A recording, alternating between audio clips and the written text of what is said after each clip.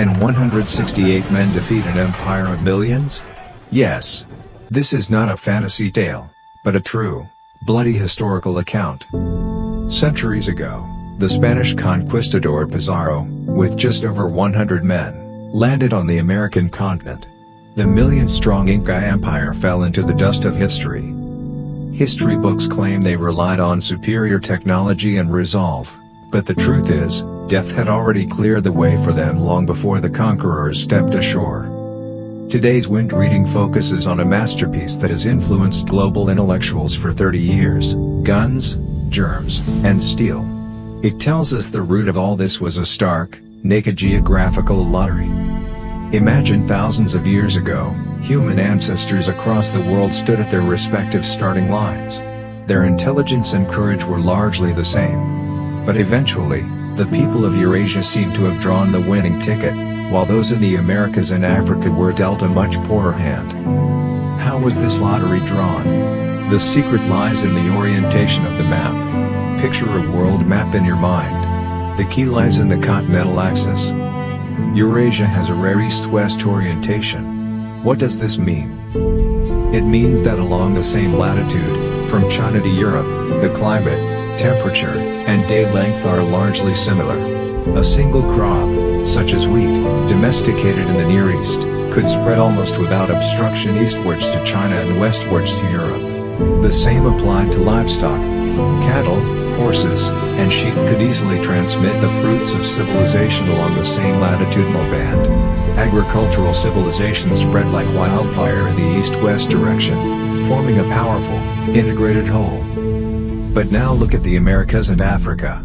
Their north-south orientation became a massive obstacle. For example, in the Americas, maize was domesticated in Mexico. But when it tried to spread north to North America or south to Peru, the climate and seasons changed drastically with every stretch of travel. Crops struggled to adapt, the fruits of civilization were locked down by one climatic barrier after another. Spread was arduous, and development was naturally delayed by several beats. Solely because of this invisible line on the map, the gears of destiny began to turn in different directions. Eurasia, leveraging the cheating advantage of its east-west axis, was the first to gather abundant crops and domesticated animals, developing powerful, dense agricultural societies that sustained more artisans, soldiers, and officials. So, how did a powerful agricultural society gradually transform into the world-conquering tools named in the book, Guns, Germs, and Steel? Especially that seemingly most innocuous element, germs. How did they become the ultimate weapon in European hands, more terrifying than guns? Before the battles were fought, the plague had arrived. Before the European armies landed, trade had moved first. Smallpox, measles, and influenza had already raced inland along trade routes and migration corridors. They advanced not by sword, but spread silently through human networks. Historians have reached a cold consensus. The death rate of Native Americans was as high as 70 to 90%. They did not die on the battlefield, but from infectious diseases they had never encountered. The social structure of the Americas had already collapsed amidst the plagues. Why did Europe bring the germs, and not the Americas strike back? The answer lies in the agricultural revolution thousands of years ago. First, the intimate cohabitation of livestock and humans. Eurasia was the first to domesticate cattle, sheep, pigs, horses, and chickens, coexisting with them for thousands of years. That was, in fact, a prolonged viral experiment. Measles, smallpox, tuberculosis, these crowd diseases all originated from domesticated animals. Smallpox itself came from the most docile animal, cattle. After countless generations of infection and death, Eurasian survivors gradually accumulated immunity. Second, population size and urban density.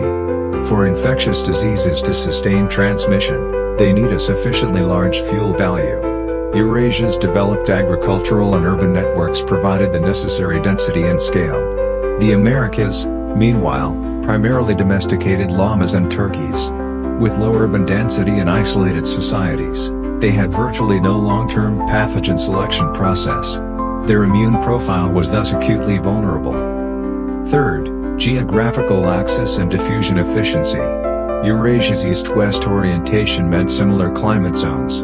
The spread of crops, livestock, and viruses all faced lower barriers. The Americas' north-south axis crossed tropical and frigid zones, blocking the natural flow of pathogens and preventing the process of virulence attenuation from ever occurring. These three factors created the devastating consequences when the Eurasian people, carrying ancient immune memories, arrived.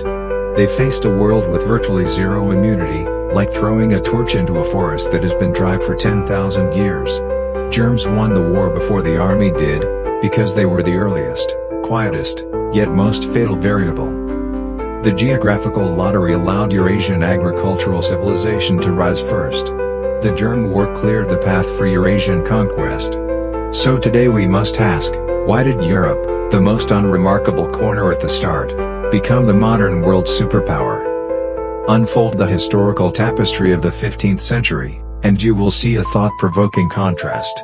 The Ming Empire's massive fleet, led by Zheng He, sailed the distant oceans, far surpassing the scale of Columbus's ships half a century later. The Ottoman Empire spanned 3 continents, controlling the lifeblood of east-west trade. Europe, however, was just a fragmented, war-torn corner on the edge of the continent. Compared to the glorious empires of Central and East Asia, Europe showed no signs of a counterattack. Yet, historical turns are always unexpected. This latecomer leapt to become the world's hegemon in just 200 years. With neither vast territory nor centralized command, from any perspective, it should not have risen. Yet, it was precisely this accidental fragmentation that fueled a centuries-long process of civilizational evolution. When the age of discovery arrived, competition escalated, turning European involution into a genuine civilizational gladiatorial arena. Stagnation meant elimination. This ruthless competition forced the birth of the 3 cornerstones of modern civilization: patents, stock companies, and finance. The Patent Act of 1624 made innovation an investable asset. Inventors could, for the first time, make a living from their intellect. In 1602, the Dutch East India Company aggregated capital by issuing shares, turning national adventure into a public enterprise. The modern financial system allowed banks, securities, and insurance to operate in tandem, providing continuous fuel for technology and navigation. Patents protected innovation. Joint stock companies scaled up ventures. The financial system kept wealth in perpetual motion.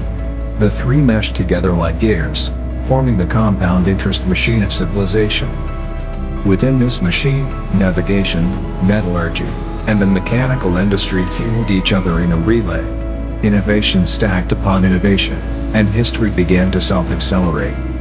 The Industrial Revolution ultimately detonated in Europe, allowing a once backward civilization to be completely remolded through centuries of competition. Published in 1997, Guns, Germs, and Steel is a grand epic about human destiny. When we understand the evolution of civilization, we can view personal ups and downs and fate with a more tranquil and rational mind.